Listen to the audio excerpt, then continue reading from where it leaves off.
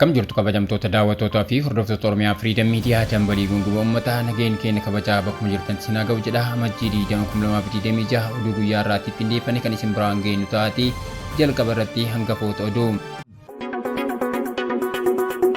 Itoophiyaan Azerbaijan daawwachuuf waamicha taasifameef simatte. Ministeerri Haqaa herreega karra kafaltii aappii 10 dhoorge. Trump dhimma Greenland badhaasa Noobeelii yoo wal qabsiisan gamtaan Awurooppaa haaloo ba'uuf qophaa'e. Somaaliyaa fi Qaatar waliigaltee waraanaa mallatteessanii. Pireezidaantiin Bulgaariyaa Ruumen Raadiif aangoo gadi lakkisuuf murteessaniiru. OFM dambalii gunguma uummataa irraa oduu isinitti himuun kan isin waliin turu hanga daawwalaa buutii amma oduu bal'inaan. Itoophiyaan Azerbaijan daawwachuuf waamicha taasifameef simatte. Ministeerri muummee Itoophiyaa Dr. Abiy Ahmed Ali waamicha sadarkaa birootti pireezidaantii Azerbaijan Ilham Aliyev irraa biyyattii akka daawwataniif affeeraman fudhachuu isaanii dhaabbanni tajaajila oduu Azerbaijan gabaase. Guutuu isaa akka taantu isiniif dhiyeessina. Ministeerri muummee Itoophiyaa Dr. Abiy Ahmed Ali waamicha sadarkaa birootti pireezidaantii Azerbaijan Ilham Aliyev irraa biyyattii akka daawwataniif affeeraman fudhachuu isaanii dhaabbanni tajaajila oduu Azerbaijan gabaase.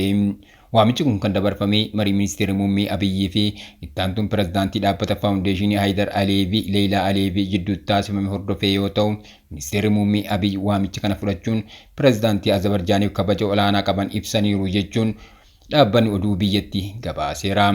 Dabalataanis ministeerri muummee Abiy guddina saffisaa Azerbaijan ajaa'ibsiifachuun imaammata hooggansa pireezidaantii Ilham Aliyev fi ejjennoo idil addunyaa biyyattiin qabdus jajuun isaanii ibsame. Marii ministeerri muummee Abiy fi ittaantuun pireezidaantii dhaabbata faawundeeshinii Haydar Aliyev Leelaa Aliyev jidduutti taasifameen Azerbaijan konferansii jijjiirama haala qilleensa addunyaa COP29/2024 qopheessiteen biyyoota biroof muuxannoo kennuu isii ibsaniiru. Muuxannoo kana hojiirra oolchuun qophii Itoophiyaan konferansii haala qilleensa addunyaa COP32/2027 qopheessuuf deemtu akka deeggaranii fi muuxannoo waliif qooduun barbaachisaa ta'uu irratti waliigaluu isaanii dhaabbanni tajaajila oduu Azerbaijan gabaase. Amma dura biyyoonni lamaan hariiroo gaarii waliin kan qaban yoo ta'u, adoolessa 2025 qondaalonni olaanoo raayyaa ittisa biyyaa Azerbaijan Finfinnee daawwachuun tumsa waraana Itoophiyaa waliin cimsuu irratti biyyattii waliin mari'atanii turuun isaanii ni yaadatama. Hariiroon Itoophiyaa fi Azerbaijan yeroo dhiyoo asitti damee ittisa teekinooloojii tumsa idil addunyaa akkasumas dhimmoota jijjiirama haala qilleensaa irratti bal'ataa dhufuun isaa waltajjiiwwan idil addunyaa irratti tumsaan hojjechuuf carraa haaraa fi dippiloomaasii haaraa uumas jedhame. Ministeerri Haqaa herreega karra kafaltii aappii 10 dhoorge.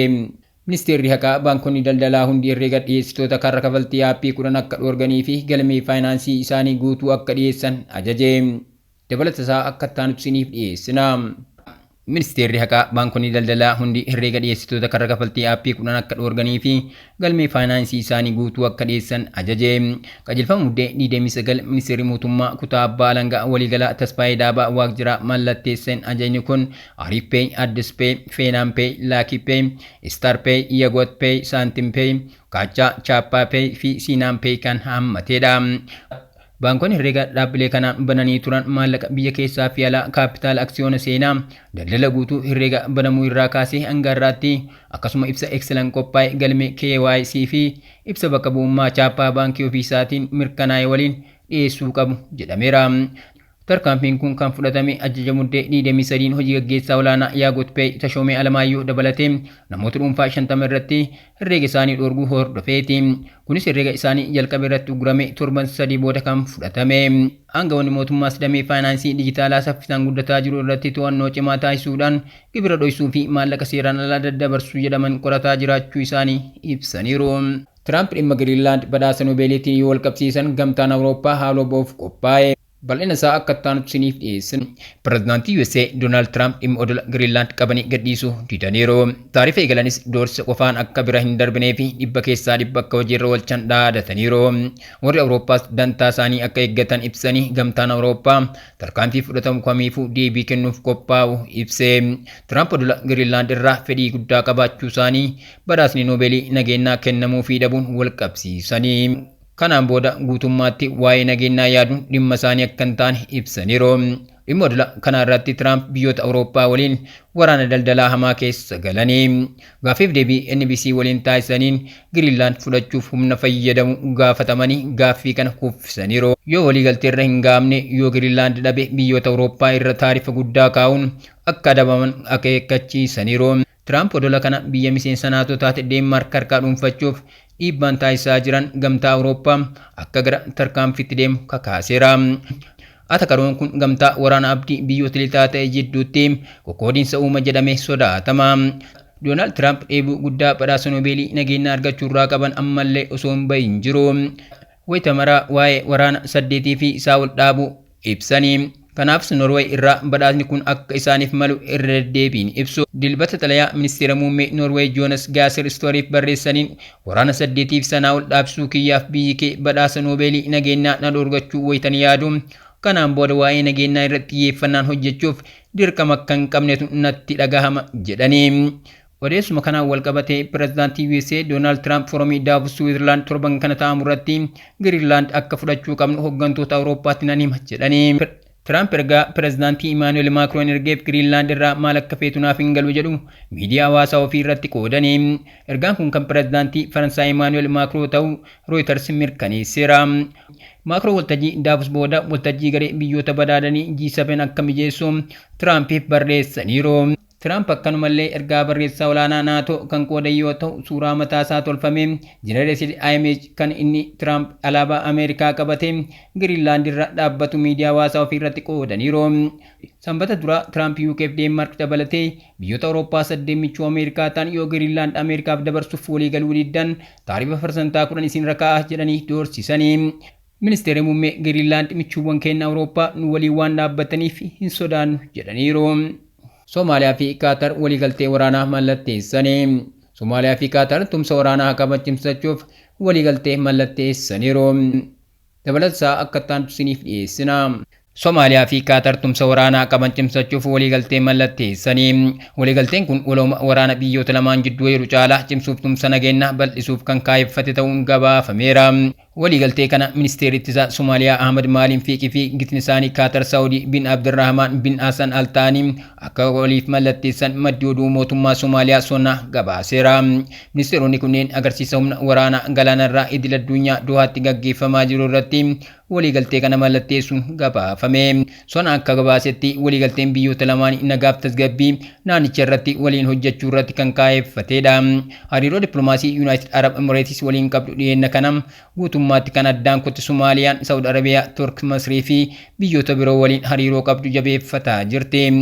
Torban muraasa dura Israa'el bulchiinsa Somaalilaand kan Somaaliyaa irraa adda baatee biyya walabaa ta'uu isii labsatteef beekamtii biyyummaa kennuu fi hordofee hariiroon Abu Dhabii fi Mogaadishoo jidduu jiru yeroo kamiyyuu caalaa laafeera.